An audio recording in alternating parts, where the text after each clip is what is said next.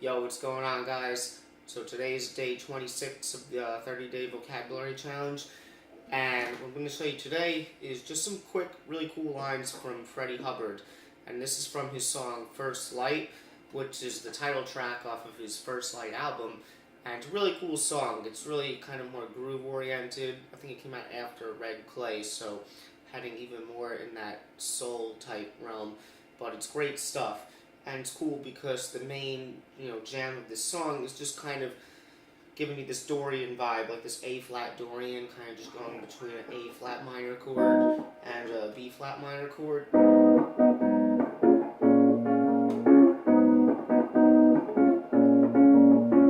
So that's basically like the whole song for the most part, or like the jam part of the song.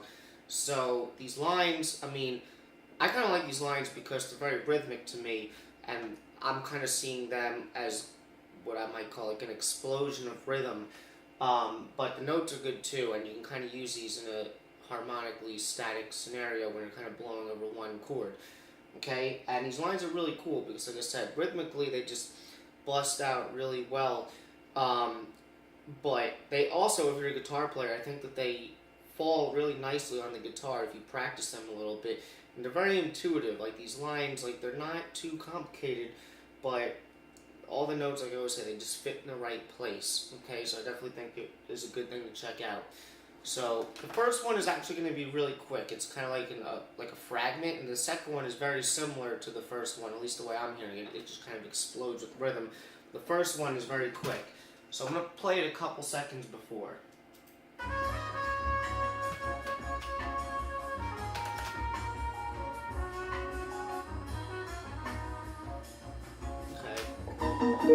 So right now,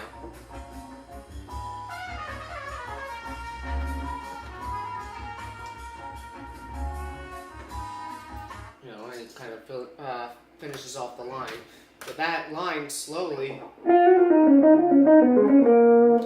it's just a really, really cool sequence of notes, if you ask me. Like I said, if you think A-flat Dorian, just that shape.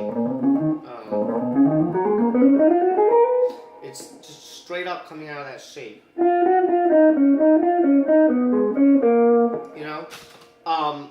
It's great. And like I said, to me, it's just very rhythmic. If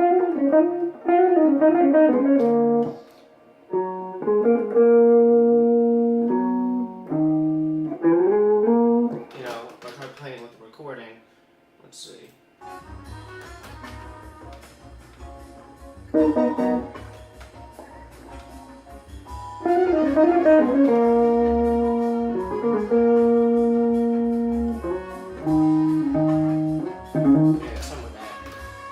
And another cool thing about this, again, this is just me kind of taking this little fragment a step further. You can, and this is just one sort of exercise variation that I can create on it. If we look at a certain part of that line, after it goes from here, okay, if we look at that 5-note sequence, it's like you start in this note, you go down a third, then you go up a second, or the note that would have been a second down from the first note. Then from here, you go down 2/3, diatonic thirds, which is essentially going down a triad. And it's like you're going down the A-flat minor triad. Okay? And I think that you can kind of turn that into an exercise, even if you want to do it in, say, groupings of 5. It doesn't have to be this rhythm, but if you took this, you can move that down a scale further. So I'm kind of taking it from, basically it's like I'm thinking of it as each scale step that I'm going down. You're alternating between playing that note and going down just 1/3, and then the next one you'd be playing the next note and going down 2/3. Because like with this one, you only go down once, and then with this one you go down twice. So the next one, the next degree of the scale, you would go down only twice, a third, and then, you know what I mean? And like I said, you can put any rhythm you want, but when you work this out in an exercise, it'll become fluent.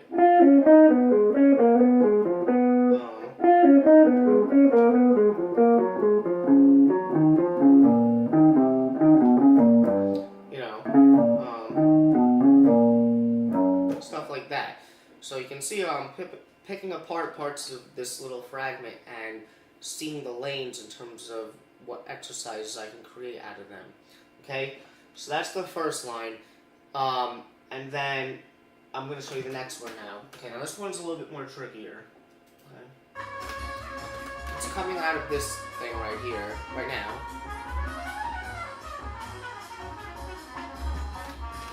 Okay, so that played slowly.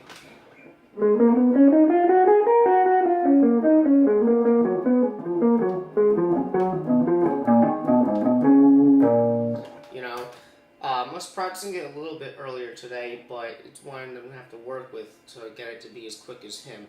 Now this one, again, these rhythmic explosions as I'm describing it, at the pace of this song, I'm kind of hearing it as 16th notes, as if the tempo is 1, 2, 3, 4, 1 and 2 and 3 and 4, and that's kind of the rhythm that I'm hearing it at. And this particular rhythm, or this line, I'm hearing this is starting on the 3rd 16th note of beat 2. So if it was like 1, 2,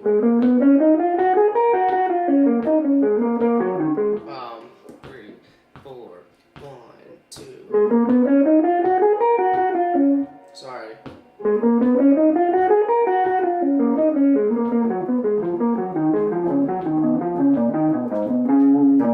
You know what I mean? There's a couple of things that make this pretty cool, if you ask me. So, it's starting, again, just kind of ascending an A-flat Dorian scale. Straight up ascending the scale.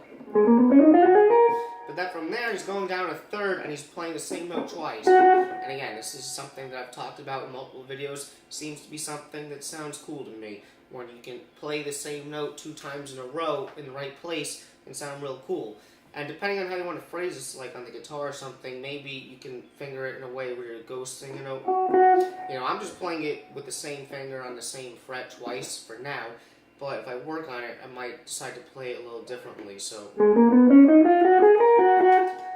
it's like, I think, like I've talked about with the Thelonious Monk video, playing these notes 2 times in a row, it kind of flips the beat around, so now the accents are kind of falling in a different place.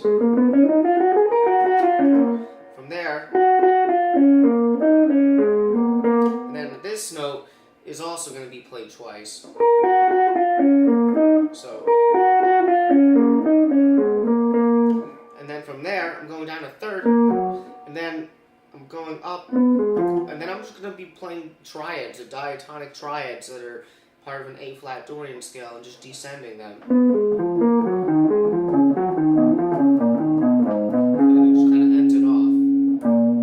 You know what I mean? So that's kind of how he ends it off. And it's really cool, because that's like a very common thing, just kind of play triads, ascending or descending, that's part of scale.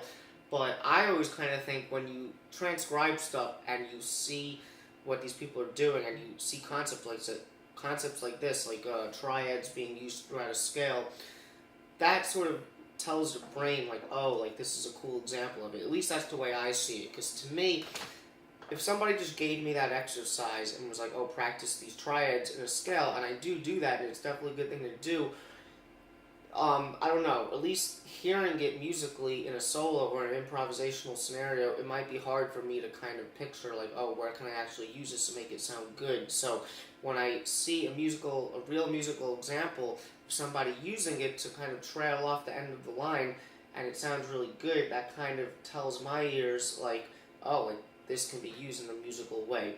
So that's the other thing I think makes this sound good, is it kind of uses that, but at the end of the line, it's a combination of that, those doubling up of certain notes, and again, it's just these 16th notes, because sometimes, even if you know you're going to play 16th notes and have these rhythmic explosions, you might not have the best note choices. So transcribing lines like this, for me, is really good, because like I was saying, the notes are falling in the right places. So not that I'm trying to necessarily steal exactly his line, but you work on it a little bit, maybe you make some variations. Hopefully it'll seep into your playing in one way or another. So that line again.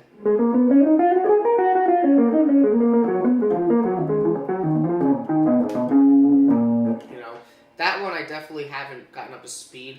I'm kind of being a little sloppy with it right now. I think the quarter note pulse is about 140, I was building it up slowly earlier, and I was kind of getting it clean at like 120, 130, but I'll attempt it, but I probably won't get it. Let's see.